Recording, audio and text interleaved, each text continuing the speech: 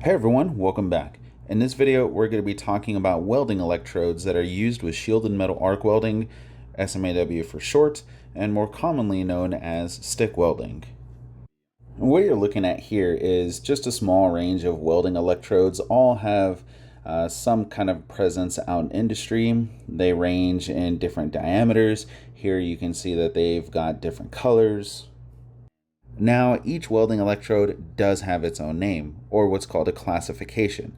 This is how we tell each welding electrode apart from the next. Now, in order to get the full scope idea of the capabilities and characteristics of each welding electrode, you would have to look them up in a manual that comes from the manufacturer. However, depending on what you're doing, you could get enough information from just reading the classification alone, and that's going to allow you to be able to pick and choose one electrode over the other. And we're going to take a look at just how to break down the classification.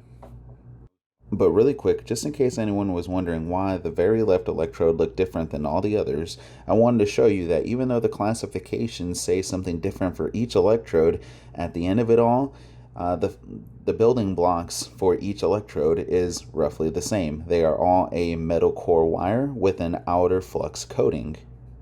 So let's take a closer look at the electrode that's on the far left. This is a 718 electrode, and what you'll notice is that it's missing a good chunk of flux from one end of the electrode. What I did here was I removed a lot of the flux, and then I took the electrode to a belt sander just to kind of clean it up, polish it, and give you a better visual that it is just a bare core wire with a flux outer coating. But that's not to say that that's where the similarities or differences end with each welding electrode. Now, each welding electrode does have varying alloy elements and amounts of alloying elements, but that's something that you'll have to find out from the manufacturer, and we're just going to skip over that. And so let's just keep getting into the actual classification.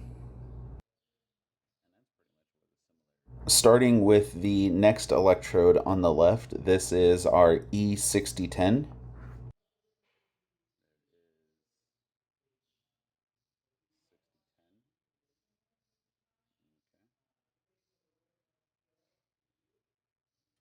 And the next electrode is going to be E6011.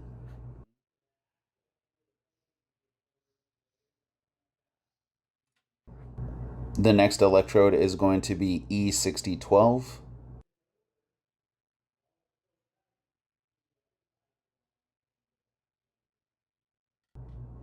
The next one is E6013.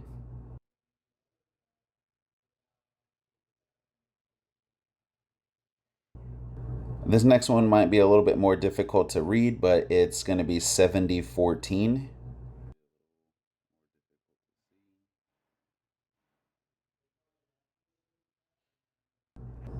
And this next one is going to be 7016, or sorry, E7016.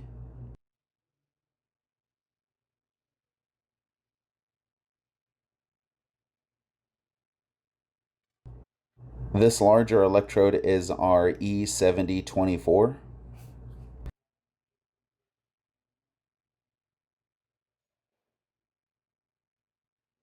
And last but not least, E7018. Now, one thing I want to point out here is that in all the other cases, the E does not stand for Excalibur. This manufacturer happens to call this particular electrode the Excalibur 7018. When we actually get into the classification, you'll see that E stands for something entirely different. And this other electrode is 718 as well. I just accidentally grabbed more than one, that's it. All right, let's take a look at those electrodes again. So we have our 6010.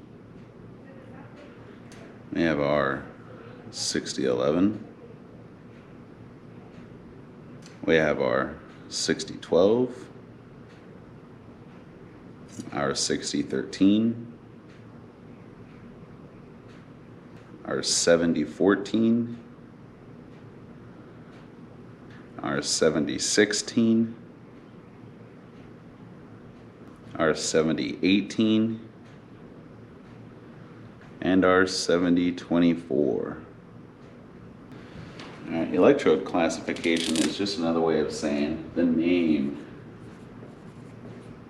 of the electrode. Now, all the ones that we've discussed all have a 4-digit. So that is, you start with the letter E, and then there are 4 digits that come after.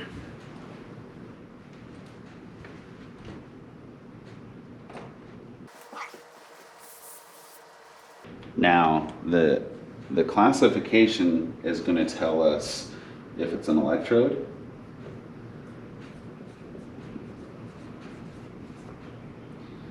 or rod. Now, we're not going to see this now. We'll see it with other welding processes. So for us, it's just going to tell us whether or not it's an electrode. It's going to tell us tensile strength.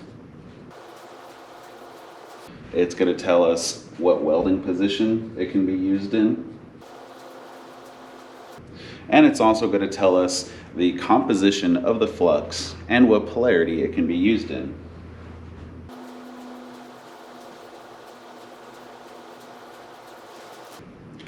We'll get each one of these 4 things just from the classification.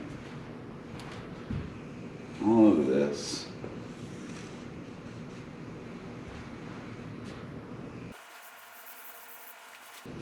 So for the first electrode, let's start with 6010.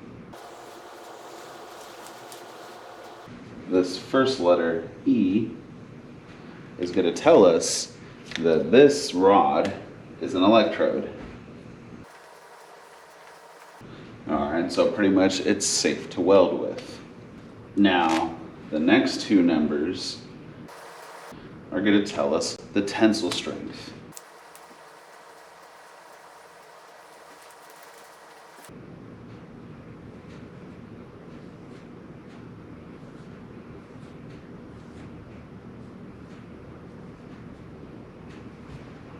So 60 is going to tell us that it's 60,000 pounds per square inch. Now what that means is if we were to use this electrode correctly, if we were to use the correct settings, the correct technique, this weld will hold up to a minimum of 60,000 pounds per square inch before that weld either cracks or breaks apart. Now the 3rd digit is going to tell us what welding position we can use it in.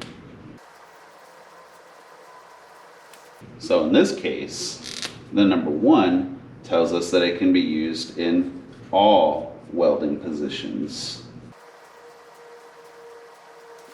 So this is talking about flat, horizontal, vertical, and overhead.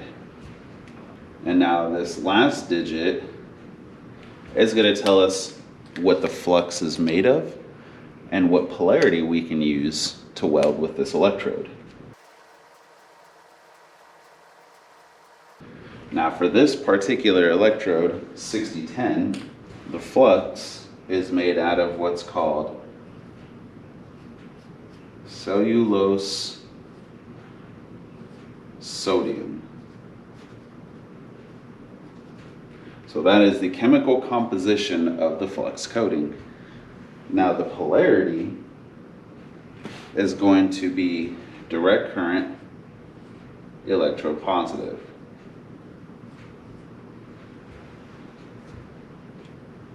So direct current electrode positive. That means that this electrode cannot be used with any other polarity. So you cannot use it on direct current electrode negative, and you cannot use it with alternating current.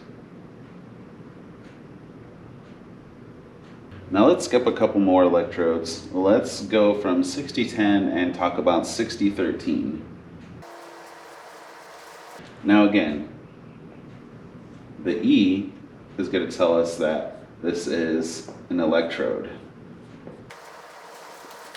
Now the next 2 numbers are going to tell us the minimum tensile strength of this welding electrode.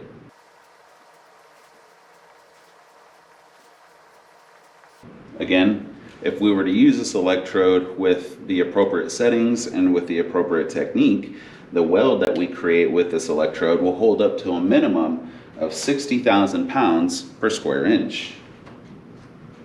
Now this third digit, number 1, tells us what positions we can use this electrode in. And the number 1 tells us that this electrode can be used in all welding positions: flat, horizontal, vertical, and overhead. And this last digit, the number 3, tells us the composition of the flux coating and what polarity we can use with this welding electrode. Now for this particular electrode, the number 3 tells us that the flux is made out of titanium potassium, and the polarity that we can use with this electrode is going to be either alternating current or direct current electrode positive.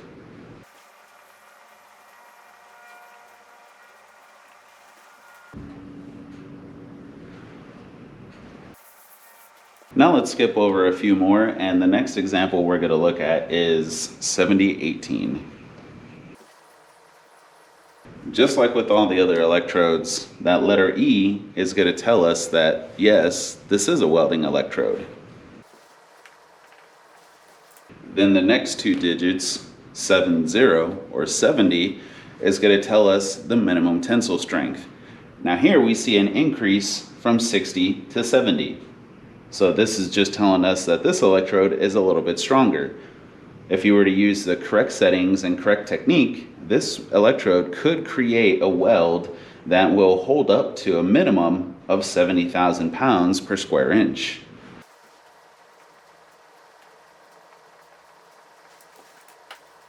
Now the third digit, number 1, follows suit. So this is going to tell us what position we can use this electrode in. Number 1 is telling us that this electrode can be used in any welding position.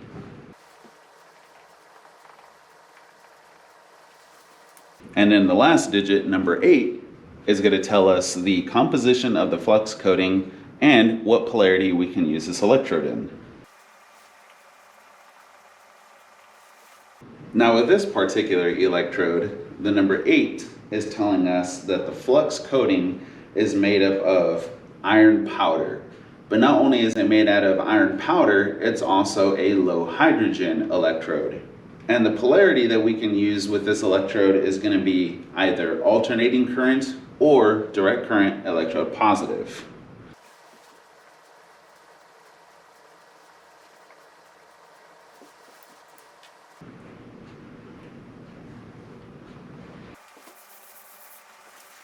Now let's do one more example.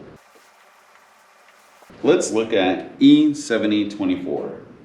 Just like with all the other electrodes, we're going to start with the first letter, E, which in this case still follows the same suit, letting us know that this rod is in fact a welding electrode. Now the next 2 numbers, 70 or 70, is going to tell us the minimum tensile strength of this welding electrode. So just like with all the others, 70 is letting us know that if we use the right technique and the right welding settings, this electrode can create a weld that will hold up to a minimum of 70,000 pounds per square inch. Now the third digit, the number 2, is telling us what welding positions we can use with this electrode. Now all the other electrodes that we've looked at so far have had a number 1 in this place. Now we're seeing the number 2, so this changes it up a little bit.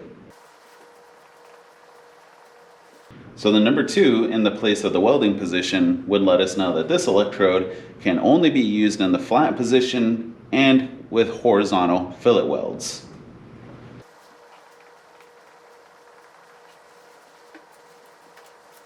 And that last digit, the number 4, is going to tell us what the composition is of the flux coating and also what polarity we can use with this welding electrode.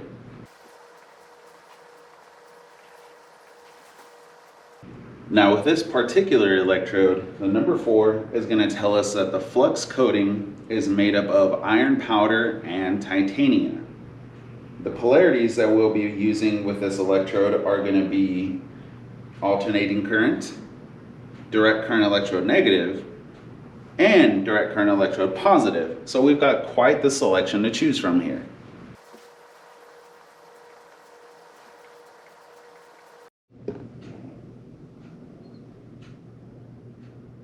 Now everything that we've taken a look at was with an electrode that had a 4-digit classification, but there are also electrodes out there that will have a 5-digit classification. So let's take a look at that, and then we'll have one example to just reinforce that concept.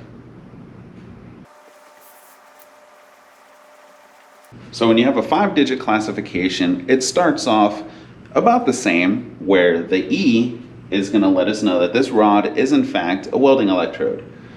Now here is where things get tricky for some students. We're used to just taking the first 2 digits as our tensile strength. So here, instead of taking the first 2, you would just take the first 3. So the first 3 are going to tell us the tensile strength. Then the 4th digit is going to be the welding position. And the last digit, the 5 digit, is going to be the composition of the flux and the polarity that we can use with this electrode. So when you have a 5-digit classification, it's just another way of saying, hey, this electrode is going to produce a stronger weld. Just make sure that you take into consideration that we are counting the first 3 digits as the tensile strength instead of the first 2. So let's look at one example. Let's take E118. Now, as I said before, the first letter E is going to tell us that this is a welding electrode. Now, the next 3 digits, 100, is going to be the minimum tensile strength. So again, if we were to use the correct settings and the correct technique, this welding electrode should produce a weld that'll hold up to a minimum of 100,000 pounds per square inch. Now the number 1, the 4th digit, is going to tell us the welding position. So in this case, the number 1 is letting us know that this electrode can be used in all welding positions. And now the 5th digit, the number 8, is telling us the flux composition and the welding polarity. Now, if you remember what the composition and polarity was from 7018, with this electrode, it's no different. The 8 is going to tell us that the flux composition is iron powder and it's a low hydrogen electrode. And it's also going to let us know that the polarity we can use with this electrode is going to be either alternating current or direct current electrode positive.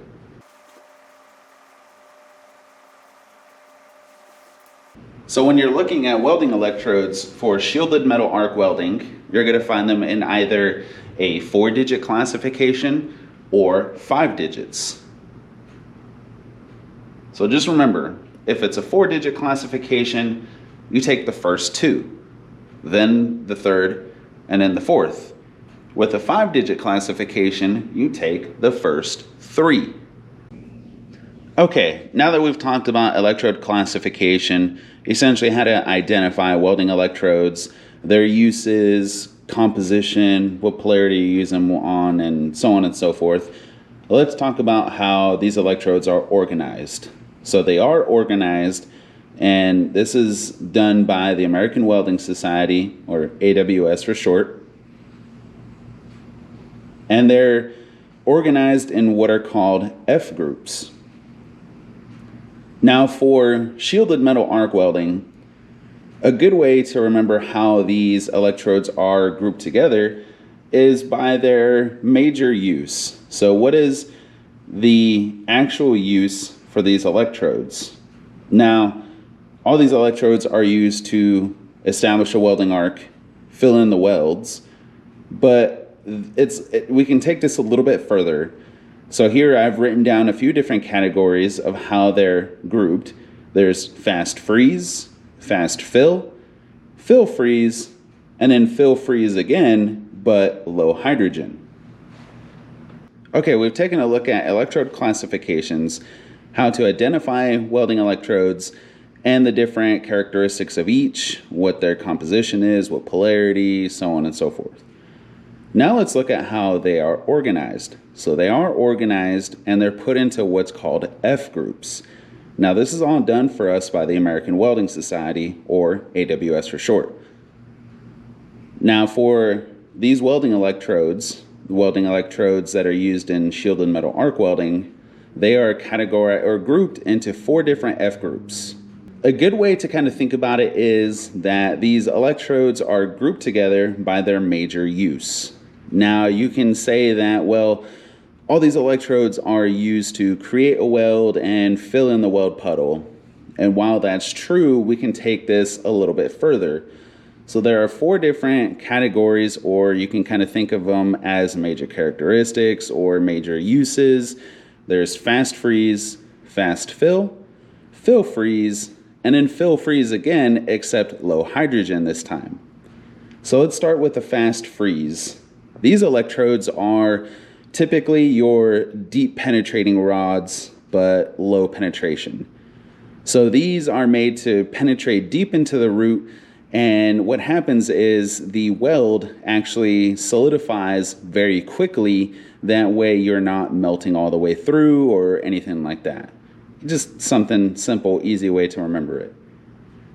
Now fast fill, these electrodes have typically shallow to medium penetration, but high deposition.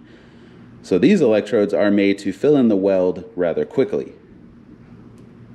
Now there's fill freeze. These typically give you shallow to medium penetration, and they also have medium deposition. So these are kind of in the middle with both worlds.